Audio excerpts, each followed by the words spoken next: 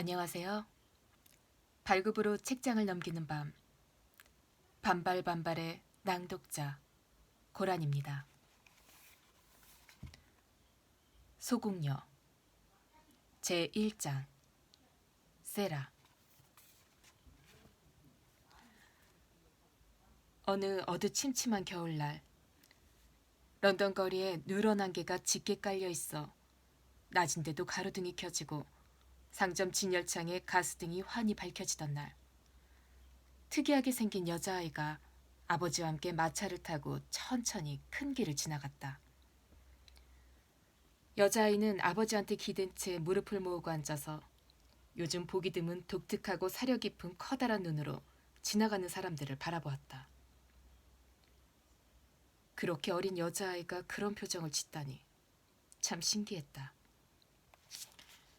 12살짜리 아이라고 해도 어른스러운 표정이었을 텐데 세라크루는 이제 겨우 7살이었다. 사실 세라는 늘 이상한 것들을 생각하고 꿈꾸었으며 기억이 나는 순간부터 지금까지 늘 어른들과 어른들의 세상에 대해서 생각해왔다. 세라는 자기가 아주 오랜 시간을 살아온 듯한 느낌이 들었다. 세라는 아버지 크르데이와 함께 인도 봄베이에서 배를 타고 이곳에 왔는데 지금 그때 일을 생각하고 있었다. 커다란 배, 조용히 오가던 인도 뱃사람들, 뜨거운 갑판에서 뛰어놀던 아이들. 자꾸 세라에게 말을 시키고는 세라가 무슨 이야기를 하면 깔깔 웃어대던 젊은 장교의 부인들이 떠올랐다. 햇볕이 이글거리는 인도에 있다가 바다 한복판에 있더니 다시 낯선 차를 타고서 낮인데도 밤처럼 어두침침한 낯선 거리를 달리고 있다는 게 참 이상했다. 세라는 너무 어리둥절한 느낌이 들어 아버지한테 바싹 다가앉았다. 세라는 비밀 이야기를 하듯 나직하게 속삭였다. 아빠, 아빠. 크르데이는 세라를 내려다보며 꼭 안아주면서 대답했다. 왜 그러니 아가? 우리 세라 지금 무슨 생각하고 있니? 세라는 아버지 품에 파고들면서 속삭였다. 여기가 그곳인가요? 네? 그렇단다. 드디어 다 왔구나. 세라는 7살 어린아이였지만 아버지가 슬퍼하는 것을 알아차렸다. 아버지는 세라가 마음의 준비를 할 수 있도록 아주 오래전부터 그곳에 가야 한다고 말해왔다. 세라는 태어나자마자 엄마가 돌아가셨기 때문에 엄마 얼굴도 몰랐고 별로 그립지도 않았다. 세상에는 젊고 잘생기고 돈 많고 사랑이 넘치는 아버지와 세라 단 둘뿐인 것 같았다. 아버지와 딸은 사이가 좋았고 늘 함께 놀았다. 세라는 아버지가 부자라는 것과 자기도 어른이 되면 부자가 된다는 사실을 남들이 이야기하는 것을 우연히 듣고 알았다. 세라는 부자가 뭔지도 잘 몰랐다.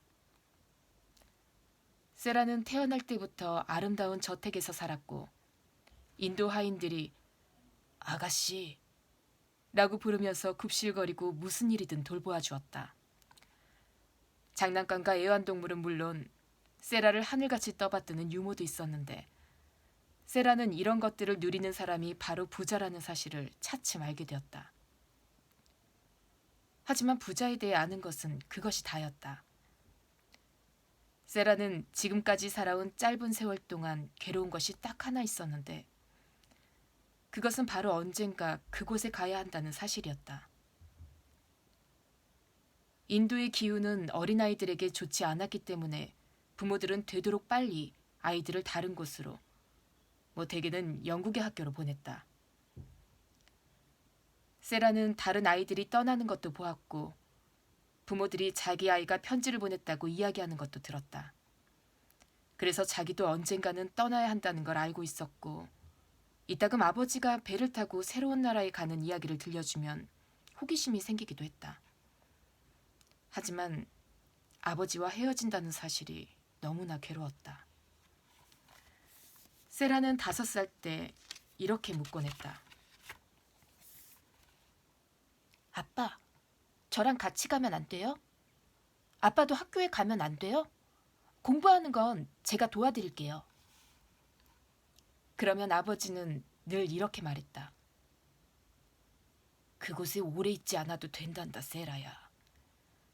네가 가는 학교에는 너 같은 여자아이들이 많으니까 같이 놀 수 있을 거야. 아빠가 책을 많이 보내주마.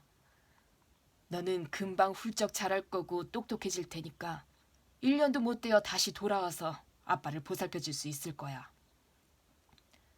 세라는 그 말을 자주 생각했다. 아버지를 위해 집안을 돌보고 아버지와 함께 마차를 타고 나가고 아버지가 만찬을 열면 탁자 맨 윗자리에 앉고 아버지와 이야기하고 아버지의 책을 읽는 것. 그것은 세라가 세상에서 가장 좋아하는 일이었으며 그곳에 갔다 와야만 그렇게 할 수 있다면 당연히 갈 수밖에 없었다. 다른 여자아이들한테는 별로 관심이 없었지만 책이 많다면 외로움을 달랠 수 있을 것이다. 세라는 세상 무엇보다도 책을 좋아했으며 늘 아름다운 이야기를 지어내어 자신에게 들려주곤 했다.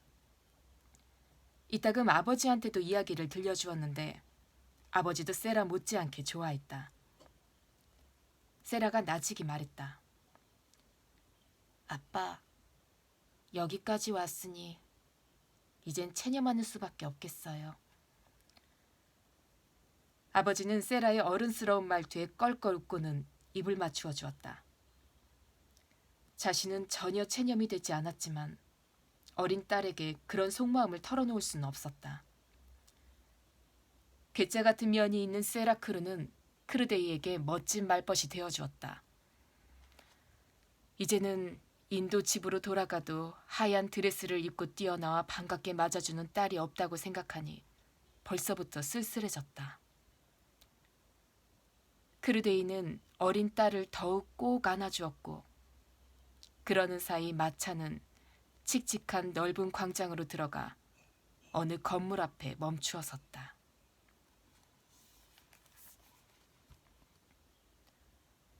그것은 주변의 다른 집들과 똑같이 크고 칙칙한 벽돌 건물이었는데 현관문에는 까만 글씨가 새겨진 청동 문패가 번쩍거리고 있었다. 민친 선생의 명문 여학교. 세라야, 여기란다. 크르데이는 애써 유쾌하게 말했다. 그러고는 세라를 마차에서 번쩍 안아내려 계단을 올라가 초인종을 울렸다. 뒷날 세라는 그 집이 민친 선생과 꼭 닮았다는 생각을 자주 했다. 겉보기에는 번듯하고 가구도 잘 갖추어져 있지만 그 안에 있는 것들은 하나같이 보기 흉했다. 안락의자도 딱딱한 뼈대가 들어있는 것만 같았다. 현관의 넓은 방은 모든 것이 딱딱하고 반들반들 윤이 났다. 구석에 있는 키 큰 괴종시계의 달 모양 문자반의 붉은 부분도 지나치게 반질거렸다. 응접실에 들어가니 양탄자 무늬도 의자도 사각형이었고 묵직한 대리석 시계가 묵직한 대리석 벽난로 위에 놓여 있었다. 세라는 딱딱한 마호가니 의자에 앉아 얼른 주위를 둘러보았다. 세라가 말했다. 어쩐지 마음에 안 들어요, 아빠. 하지만 병사들도, 그러니까 아무리 용감한 병사라도 전쟁에는 나가기 싫겠죠. 크르데이는 이 말을 듣고 거침없이 껄껄 웃었다. 크르데이는 젊고 재미있는 사람이었으며 딸이 엉뚱한 말을 해도 열심히 들어주었다. 크르데이가 말했다. 아, 귀여운 세라. 이제 진지한 이야기를 해줄 사람이 없어서 아빠는 어쩌지? 너같이 진지한 사람은 없거든. 세라가 물었다. 아빠는 왜 진지한 말에 그렇게 웃으세요? 크르데이는 더 큰 소리로 웃으면서 말했다. 네가 그렇게 말하면 너무 재밌으니까 그렇지. 크루데이는 갑자기 웃음을 그치더니 금방이라도 눈물이 글썽일 듯한 눈으로 바라보며 살며시 세라를 안고 힘주어 입을 맞추었다. 그때 민친 선생이 들어왔다. 세라는 이 집과 꼭 닮은 사람이구나 하고 생각했다.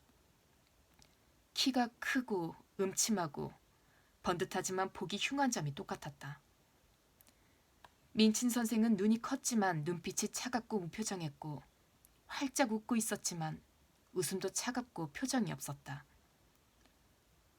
선생은 세라와 크루데이를 보는 순간 더욱 활짝 웃었다.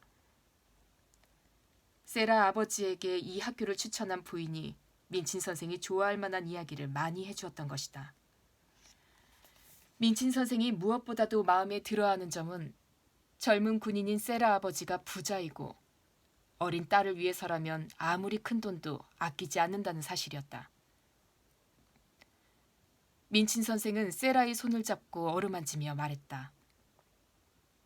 이렇게 예쁘고 훌륭한 아이를 맡게 되어서 영광입니다. 메르디스 부인이 그러시는데 세라가 남달리 똑똑하다더군요. 저희 학교는 똑똑한 아이를 보배로 여긴답니다.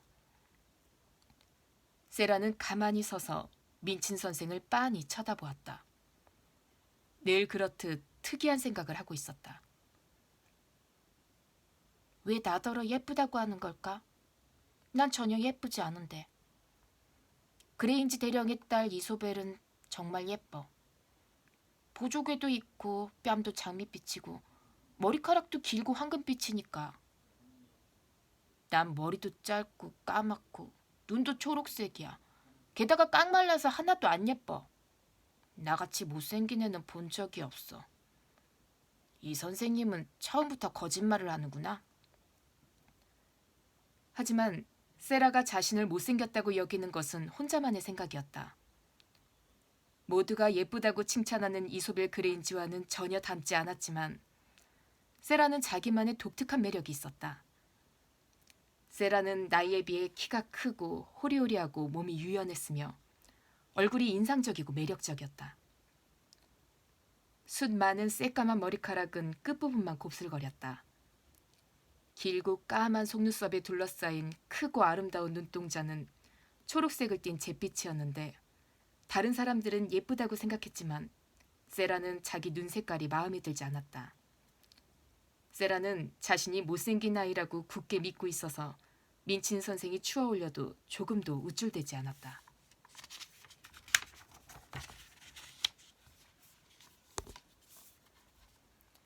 세라는 생각했다.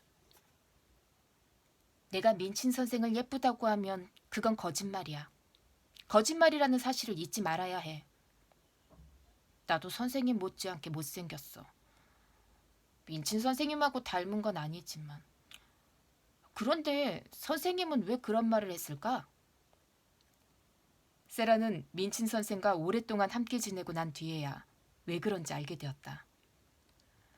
민친 선생은 부모들이 아이를 데리고 올 때마다 의뢰 그렇게 말했던 것이다. 세라는 아버지 옆에 서서 아버지와 민친 선생이 나누는 이야기에 귀를 기울였다. 세라가 이 학교에 오게 된 것은 메르디스 부인의 두 딸이 이 학교에 다녔고 아버지가 메르디스 부인의 경험담을 귀담아 들었기 때문이다. 세라는 특별 기숙생이었는데 다른 기숙생들보다 훨씬 더 큰 특권을 누리기로 되어 있었다. 세라는 예쁜 침실과 거실을 혼자 쓰게 되었다. 조랑말과 마차도 있고 인도에서 돌보아주던 유모 대신 한효도 두기로 했다. 크루데이는 세라의 작은 손을 토닥이면서 늘 그렇듯 호탕하게 웃었다. 공부는 전혀 걱정하지 않습니다. 세라가 너무 빨리 많이 배우지 않도록 말리는 게 더 힘들 테니까요. 세라는 늘 그 작은 코를 책 속에 쳐박고 있답니다. 책을 읽는 게 아니에요. 어린아이가 아니라 새끼 늑대라도 되는 듯이 책을 먹어치우고 있죠. 항상 새로운 책을 먹어치우고 싶어하고 어른들 책을 읽고 싶어서 안달이랍니다. 크고 근사하고 두꺼운 책, 영어뿐 아니라 프랑스어나 독일어 책, 역사책, 생물학책, 시집 등 온갖 책을 읽지요. 세라가 책을 너무 많이 읽는 것 같으면 책에서 좀 떼어놔 주세요. 대신 조랑말을 타고 거리를 산책하거나 새 인형을 사라고 하세요. 세라는 인형놀이를 더 해야 할 나이니까요. 세라가 말했다. 며칠에 한 번씩 인형을 사면 인형이 너무 많아서 다 사랑해주지도 못할 거예요. 인형은 친한 친구여야 해요. 에밀리는 저랑 친한 친구가 될 거예요. 크루데이와 민친 선생은 서로 마주 보았다. 민친 선생이 물었다. 에밀리가 누구죠? 크루데이는 웃으면서 말했다. 세라야, 가르쳐드리렴. 세라는 무척 진지하고 부드러운 눈빛으로 대답했다. 에밀리는 아직 없어요. 아빠가 곧 사주실 거예요. 아빠랑 함께 찾으러 갈 거예요. 그 인형 이름이 바로 에밀리예요. 에밀리는 아빠가 안 계실 때 제 친구가 되어줄 거예요. 에밀리한테 아빠 이야기를 들려주고 싶어요. 민친 선생은 무표정한 웃음을 띠고 있다가 아첨하는 듯 웃음을 지었다. 정말 상상력이 풍부한 아이군요. 너무너무 사랑스러워요. 크루데이는 딸을 바짝 끌어안으며 말했다. 맞습니다. 정말 사랑스러운 아이죠. 저 대신 이 아이를 잘 보살펴 주십시오, 민친 선생님. 1장을 두 번에 나눠서 읽을게요. 오늘은 여기까지. 다그닥.